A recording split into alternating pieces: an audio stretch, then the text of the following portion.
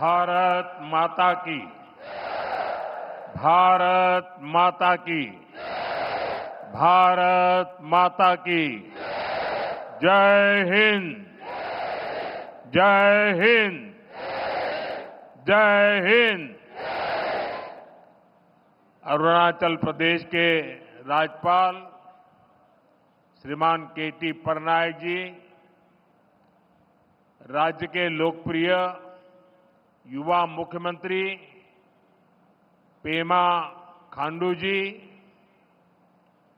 केंद्रीय मंत्रिमंडल के मेरे सहयोगी किरण रिजिजू, राज्य सरकार के मंत्रीगण, संसद में मेरे साथी नाबब रेबिया जी, तापिरगांव जी,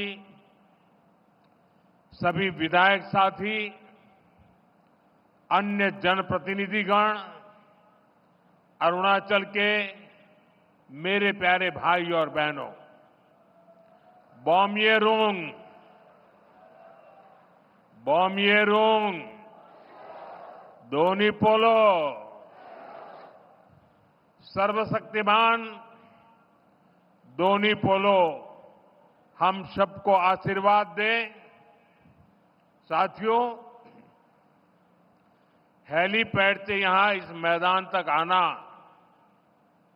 रास्ते में इतने सारे लोगों से मिलना, बच्चों के हाथों में तिरंगा, बेटे बेटियों के हाथों में तिरंगा, अरुणाचल का ये आदर सत्कार गौरव से भर देता है। और ये स्वागत इतना जबरदस्त था कि मुझे पहुंचने में भी देरी हो गई, और इसलिए भी मैं आप सबकी क्षमा मांगता हूं। अरुणाचल की ये भूमि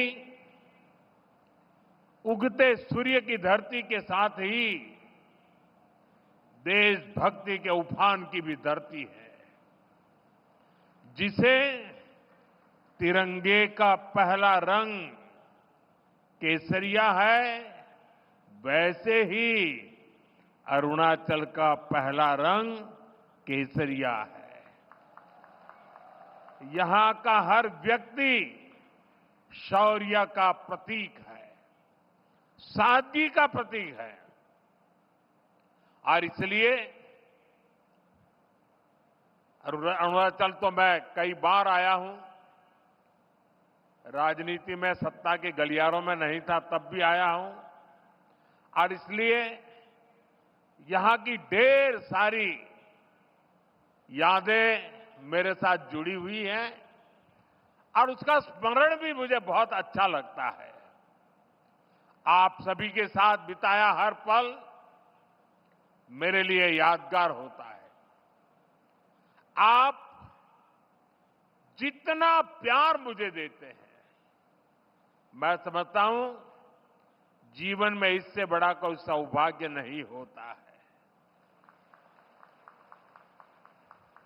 तवांग मठ से लेकर नामसाई के स्वर्ण पगोड़ा तक अरुणाचल शांति और संस्कृति का संगम है। मां भारती का गौरव है। मैं इस पुण्य भूमि को श्रद्धापूर्वक प्रणाम करता हूं। साथियों, मेरा यहां आज अरुणाचल आना तीन वजहों से बहुत विशेष हो गया है। पहला तो ये कि आज नवरात्रि के पहले दिन मुझे ऐसे सुंदर पर्वतों के दर्शन करने का सौभाग्य मिला। नवरात्र में आज के दिन हम मां शैलपुत्री की पूजा करते हैं, और शैलपुत्री वो प्रयागराज पर्वतराज हिमालय की ही बेटी है। दूसरी वजह ये कि आज से देश में नेक्स्ट जनरेशन जीएसटी रिफॉर्म्स लागू हुए हैं। जीएसटी बचत उत्सव की शुरुआत हुई है। त्योहारों के इस मौसम में जनता जनार्दन को ये डबल बोनांजा मिला है। और तीसरी वजह है आज के इस पावन दिन अरुणाचल में विकास के ये ढेर सारे नए प्रोजेक्ट्स। आज अरुणाचल प्रदेश को पावर, कनेक्टिविटी, टूरिज्म और हेल्थ सहित अनेक सेक्टर से जुड़े प्रोजेक्ट मिले हैं। ये बीजेपी की डबल इंजन सरकार के डबल बेनिफिट का बेहतरीन उदाहरण है।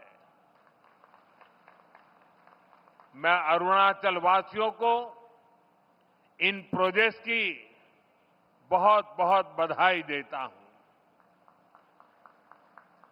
यहां मंच पर आने से पहले मुझे यहां छोटे मोटे सब व्यापारियों से बातचीत करने का अवसर मिला, उनकी दुकानों में उनके प्रोडक्ट्स देखने का अवसर मिला और उससे भी ज्यादा मैंने उनके उत्साह को अनुभव किया, उनके उमंग को अनुभव किया।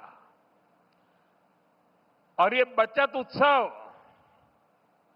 मैं देख रहा था कि वहां व्यापारियों में, भिन्न भिन्न भांति की चीजों का निर्माण करने वालों में और आज जनता जनार्दन के इतने विशाल रूप में मुझे साफ साफ नजर आ रहा है। साथियों, हमारे अरुणाचल प्रदेश में वैसे तो सूर्य की किरण सबसे पहले आती है, लेकिन दुर्भाग्य से यहां तेज विकास की किरणें पहुंचते पहुंचते कई दशक लग गए।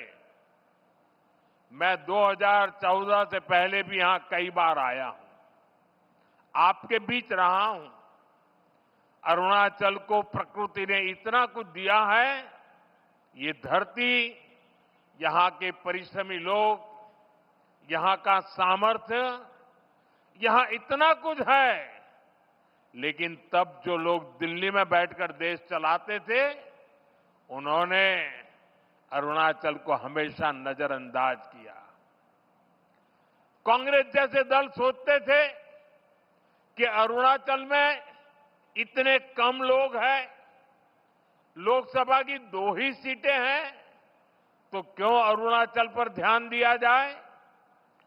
कांग्रेस की सोच का अरुणाचल को, पूरे नॉर्थ ईस्ट को बहुत नुकसान हुआ। हमारा पूरा नॉर्थ ईस्ट विकास में बहुत पीछे छूट गया। साथियों, आपने जब 2014 में मुझे देश की सेवा का अवसर दिया, तो मैंने कांग्रेसी सोच से देश को मुक्ति दिलाने की ठान ली।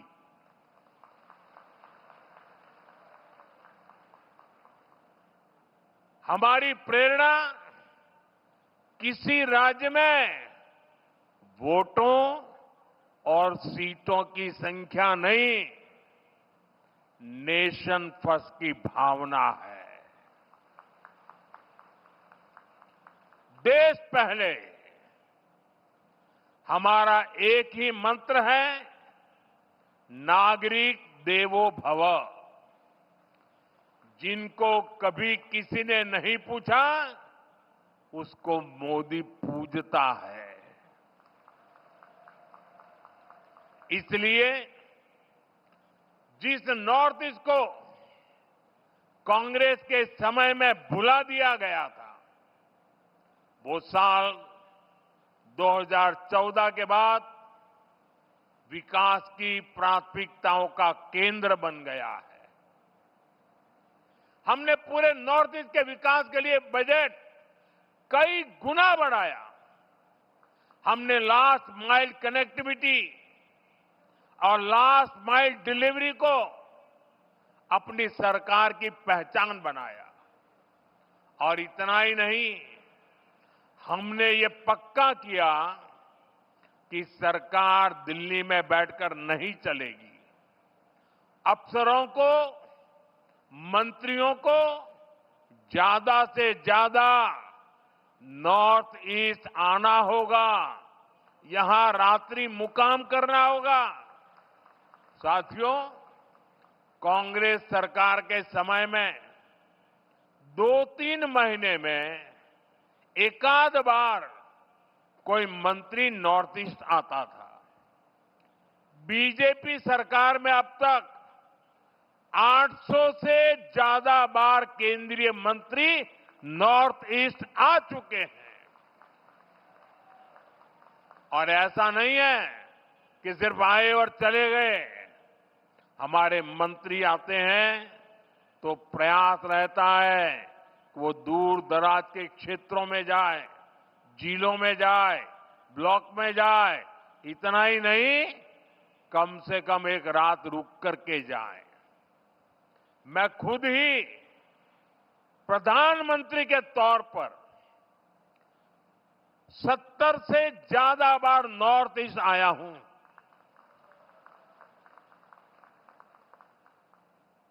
अभी पिछले हफ्ते ही मैं मिजोरम, मणिपुर और असम गया था और रात गुवाहाटी में रुका था।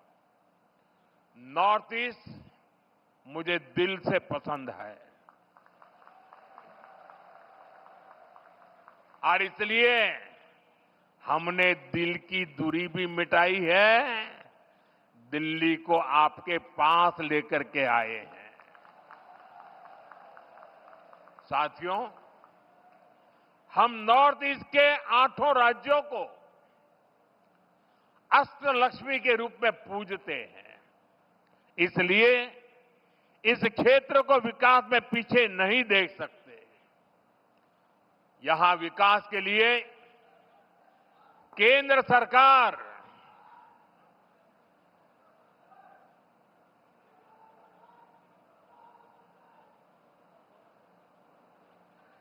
सरकार ज्यादा से ज्यादा पैसे खर्च कर रही है। मैं आपको एक उदाहरण देता हूं। आप में से कुछ लोगों को पता होगा, देश में जो टैक्स इकट्ठा होता है उसका एक हिस्सा राज्यों को मिलता है। जब कांग्रेस की सरकार थी तो 10 साल में अरुणाचल प्रदेश को सेंट्रल टैक्स में से सिर्फ 6,000 करोड़ रुपए ही मिले थे, जबकि हमारी बीजेपी सरकार के 10 सालों में अरुणाचल को 1 लाख करोड़ रुपए से अधिक मिल चुके हैं। यानी बीजेपी की सरकार ने अरुणाचल को 16 गुना ज्यादा पैसा दिया है। और ये सिर्फ टैक्स का हिस्सा है। इसके अलावा यहां अलग अलग स्कीम के तहत जो भारत सरकार खर्च कर रही है, जो बड़े बड़े प्रोजेक्ट यहां बन रहे हैं, वो तो अलग ही है। इसलिए आज आप अरुणाचल में इतना व्यापक, इतना तेज विकास होते देख रहे हैं। साथियों, जब नेक नियत से काम होता है, जब प्रयासों में ईमानदारी होती है, तो उसके नतीजे भी दिखते हैं। आज हमारा नॉर्थ ईस्ट देश के विकास की ड्राइविंग फोर्स बन रहा है और बहुत बड़ा फोकस यहां सुशासन पर है, गुड गवर्नेंस पर है। हमारी सरकार के लिए नागरिकों के हितों से बड़ा कुछ भी नहीं। आपका जीवन आसान बने और आसान बने, इसलिए ईज ऑफ लिविंग, आपको आने जाने में मुश्किल ना हो, इसलिए ईज ऑफ ट्रैवल, आपको इलाज में परेशानी ना हो, इसलिए ईज ऑफ मेडिकल ट्रीटमेंट, आपके बच्चों को पढ़ाई में दिक्कत ना हो, इसलिए ईज ऑफ एजुकेशन, आपको व्यापार कारोबार में परेशानी ना हो, इसलिए ईज ऑफ डूइंग बिजनेस। इन सारे लक्ष्यों को लेकर यहां डबल इंजन की बीजेपी सरकार काम कर रही है। जिन इलाकों में पहले कोई सड़कों की सोच भी नहीं सकता था, आज वहां अच्छे हाईवे बन रहे हैं। सेला टनल जैसा इंफ्रास्ट्रक्चर कुछ साल पहले तक ये सोचना भी असंभव था, लेकिन आज सेला टनल अरुणाचल की पहचान बन चुकी है।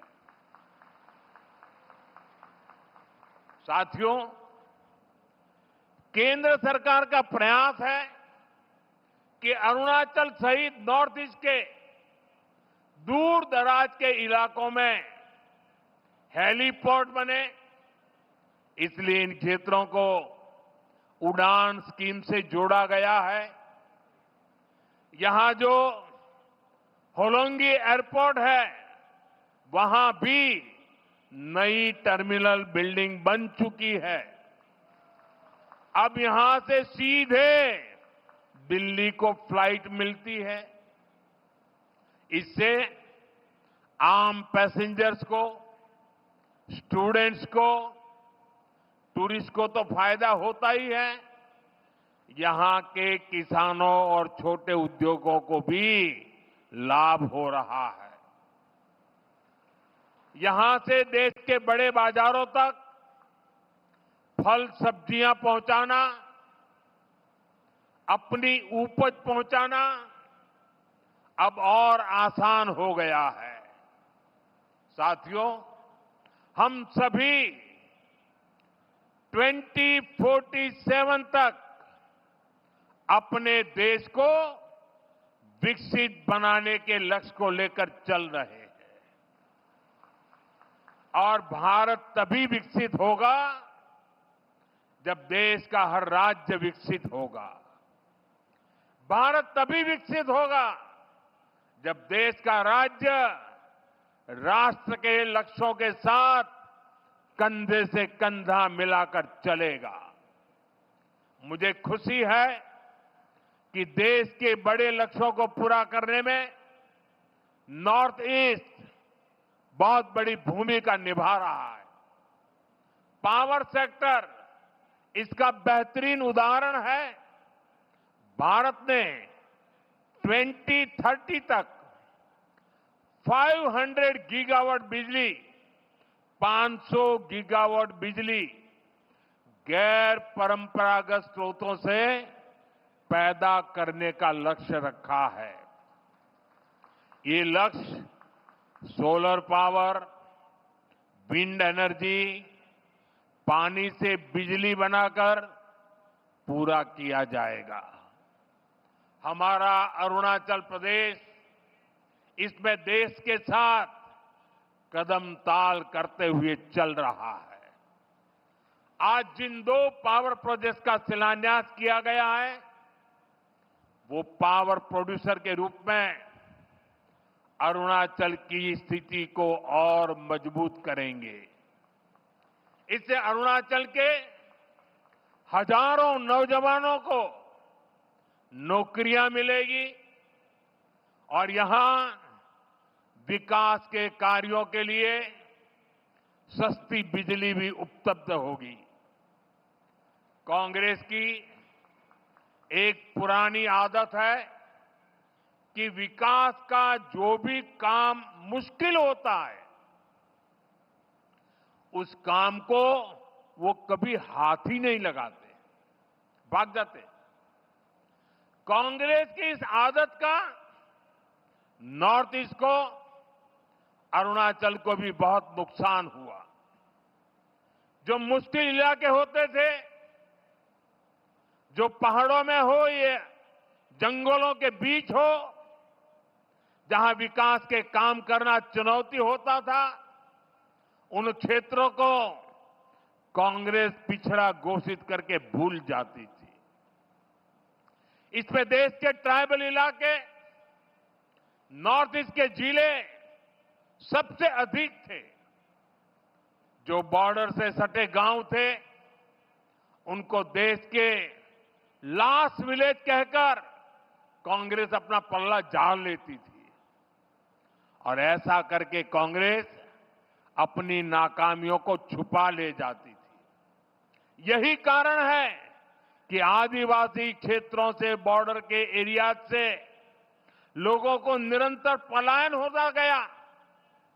साथियों, हमारी सरकार ने, बीजेपी ने इस अप्रोच को भी बदल दिया। जिनको कांग्रेस बैकवर्ड डिस्ट्रिक्ट कहती थी, हमने उनको एस्पिरेशनल डिस्ट्रिक्ट बनाया और वहां विकास को प्राथमिकता दी गई। बॉर्डर के जिन गांवों को कांग्रेस लास्ट विलेज कहती थी, उनको हमने देश के फर्स्ट विलेज माना। इसके अच्छे परिणाम आज हम देख रहे हैं। आज बॉर्डर के गांवों में विकास की नई रफ्तार देखी जा रही है। वाइब्रेंट विलेज प्रोग्राम की सफलता ने लोगों का जीवन आसान बनाया है। अरुणाचल प्रदेश के भी 450 से अधिक ऐसे बॉर्डर विलेजेस में तेजी आई है। वहां रोड, बिजली और इंटरनेट जैसी सुविधाएं पहुंची है। पहले बॉर्डर से शहरों की तरफ पलायन होता था, लेकिन अब बॉर्डर के गांव टूरिज्म के नए केंद्र बन रहे हैं। साथियों, अरुणाचल में टूरिज्म के लिए बहुत संभावनाएं हैं। जैसे जैसे कनेक्टिविटी नए नए इलाकों को जोड़ रही है, वैसे वैसे यहां टूरिज्म बढ़ रहा है। मुझे खुशी है कि बीते दशक में यहां टूरिस्ट की संख्या में 2 गुनी वृद्धि हुई है। लेकिन अरुणाचल का सामर्थ्य नेचर और कल्चर से जुड़े टूरिज्म से भी कहीं ज्यादा है। आजकल दुनिया में कॉन्फ्रेंस और कंसर्ट टूरिज्म की भी बहुत बाढ़ आ रही है, बहुत बढ़ रहा है। इसलिए तवांग में बनने जा रहा आधुनिक कन्वेंशन सेंटर अरुणाचल के टूरिज्म में एक नया आयाम जोड़ेगा।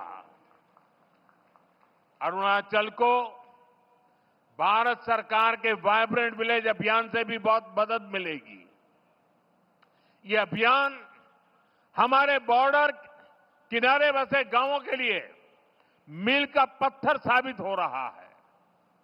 साथियों, आज अरुणाचल में तेजी से विकास इसलिए दिख रहा है क्योंकि दिल्ली और ईटानगर दोनों जगह बीजेपी सरकार है। केंद्र और राज्य दोनों की ऊर्जा विकास में लग रही है। अब जैसे यहां कैंसर इंस्टीट्यूट का काम शुरू हुआ है, यहां मेडिकल कॉलेज बन रहे हैं, आयुष्मान स्कीम से यहां अनेक साथियों को मुफ्त इलाज मिल रहा है। ये केंद्र और राज्य के डबल इंजन से संभव हो पा रहा है। साथियों, डबल इंजन सरकार के प्रयासों से ही अरुणाचल अब कृषि और बागवानी में आगे बढ़ रहा है। यहां के कीवी, संतरे, इलायची, पाइनएप्पल अरुणाचल को नई पहचान दे रहे हैं। पीएम किसान सम्मान निधि का पैसा भी यहां के किसानों के बहुत काम आ रहा है। साथियों, माताओं, बहनों, बेटियों को सशक्त करना हमारी बहुत बड़ी प्राथमिकता है। देश में 3 करोड़ लखपति दीदियां बनाने हैं, ये बहुत बड़ा मिशन है, लेकिन ये मोदी का मिशन है। मुझे खुशी है कि पेमा खांडू जी और इनकी टीम इस मिशन को भी गति दे रही है। यहां बड़ी संख्या में वर्किंग वुमेन हॉस्टल बनाने का जो काम शुरू हुआ है, उससे भी बेटियों को बहुत सुविधा होगी। साथियों, यहां बहुत बड़ी संख्या में माताएं बहनें आई हैं। मैं आपको जीएसटी बचत उत्सव की फिर से एक बार बधाई दूंगा। नेक्स्ट जनरेशन जीएसटी रिफॉर्म का भी बहुत बड़ा फायदा उन्हें ही मिलने वाला है। आपको अब हर महीने घर के बजट में बहुत राहत मिलने वाली है।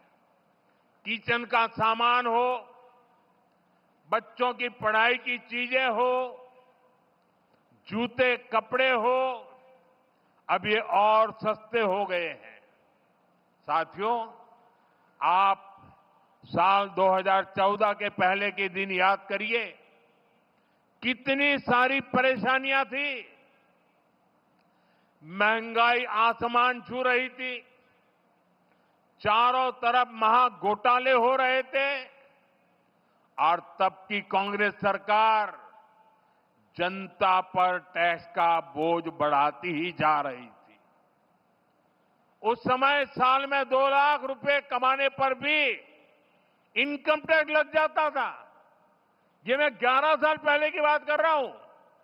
2 लाख रुपया अगर कमाया आपने तो आपको इनकम टैक्स देना पड़ता था। और आम जरूरत की कई चीजों पर कांग्रेस की सरकार 30% से अधिक टैक्स लेती थी। बच्चों की टॉफी पर भी इतना टैक्स लगाया जाता था। साथियों, तब मैंने कहा था, मैं आपकी कमाई और आपकी बचत दोनों को बढ़ाने का काम करूंगा। बीते सालों में देश के सामने अनेक बड़ी बड़ी चुनौतियां आई, लेकिन हम इनकम टैक्स घटाते गए। इसी साल हमने, अब विचार कीजिए, 11 साल पहले 2 लाख, इसी साल हमने 12 लाख रुपए तक की वार्षिक आय पर इनकम टैक्स 0 कर दिया।